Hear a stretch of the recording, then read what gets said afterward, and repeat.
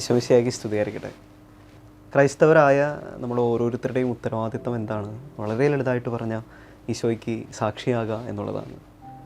ഈശോയ്ക്ക് സാക്ഷിയാകുന്നൊക്കെ പറഞ്ഞു കഴിഞ്ഞാൽ ഈശോ ഈ ലോകത്തിന് നൽകിയ കൂട്ട് അത് ലോകത്തിന് വീണ്ടും തുടർന്നു കൊടുക്കുക. അതാണ് അവൻ പോകുന്നതിന് മുൻപ് അല്ലെങ്കിൽ സ്വർഗാരോഹണമൊക്കെ ചെയ്യുന്നതിന് മുമ്പ് ശിഷ്യന്മാരോട് പറയുന്നത്. അവൻ്റെ കൂട്ട് ഇങ്ങനെ ലോകത്തിന് കൊടുക്കുക എന്നുള്ളത്.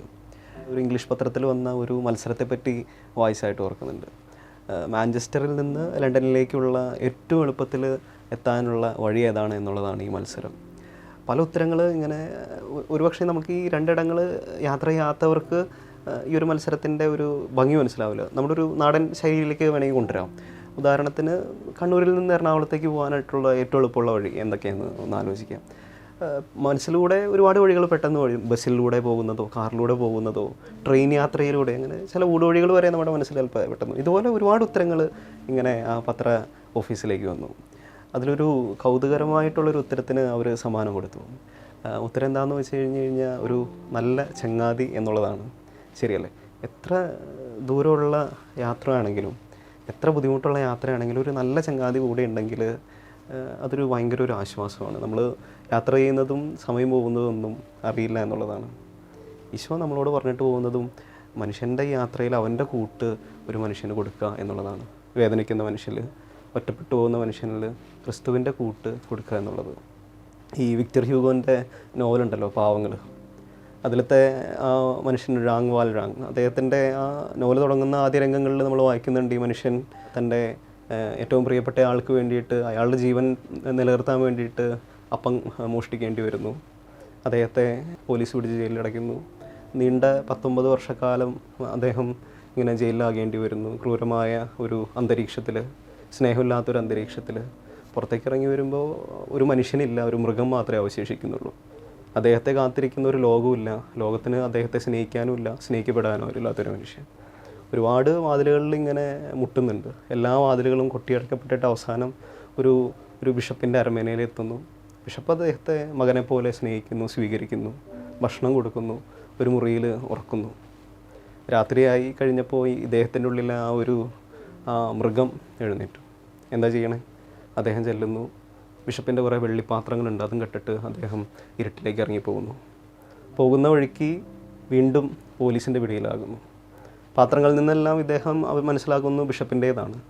ബിഷപ്പിൻ്റെ അരമനയിലേക്ക് ഇദ്ദേഹത്തെയും വലിച്ചുകൊണ്ട് പോലീസ് എത്തുന്നു. ബിഷപ്പിന് കാര്യങ്ങൾ മനസ്സിലായി. അദ്ദേഹം എന്താ ചെയ്യണേ? അകത്ത് ചെന്നിട്ട് കുറച്ച് ഒരു സിൽവർ ക്യാൻഡിൽ സ്റ്റിക്സ് അല്ലെങ്കിൽ ഈ വെള്ളി തിരിക്കാലുകൾ കൊണ്ടുവന്നിട്ട് ഈ മനുഷ്യനോട് ചോദിക്കും, സുഹൃത്തെ, ഇതും കൂടി ഞാൻ സമ്മാനമായിട്ട് തന്നതാണല്ലോ, എന്ത് ഇത് കൊണ്ടുപോകാണ്ടിരുന്നത്? ആ ഒറ്റ മൊമെൻ്റ് മതിയായിരുന്നു 19 വർഷക്കാലം അദ്ദേഹം അനുഭവിച്ച നരകയാതനയെല്ലാം അലിഞ്ഞു പോകാനായിട്ട്, പിന്നീടൊരു മനുഷ്യനെ പോലെ ജീവിക്കാനായിട്ട്. ഈശോ നമ്മളോട് ആവശ്യപ്പെടുന്നതും അവൻ്റെ ഒരു കൂട്ട് സ്നേഹമില്ലാത്തൊരു ലോകത്തിന് കൊടുക്കാനായിട്ടാണ്. നമ്മളിതൊരു കഥയൊക്കെ ആയിട്ട് നമുക്ക് എടുക്കാം. ചില വിശുദ്ധരുടെയൊക്കെ ജീവിതമൊക്കെ എടുത്ത് നോക്കി. ഉദാഹരണത്തിന് വിശുദ്ധ ഡാമിയൻ എന്താ ചെയ്തത്?